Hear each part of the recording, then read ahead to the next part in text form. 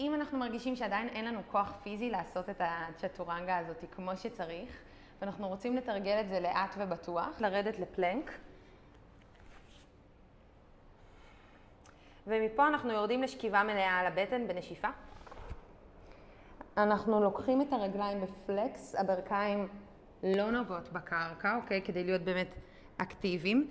הידיים דוחפות את הקרקע, ואני רוצה לייצר ממש כמו התרוממות עדינה של החזה, ולשים לב שאני לא נכנס להקשתה יותר מדי, אוקיי?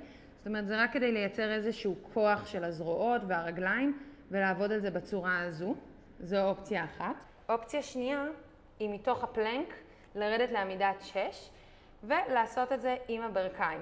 אבל זה טריקי, כי אנחנו רוצים לשים לב שאנחנו לא מביאים את החזה קדימה ואת הטוסיק למעלה.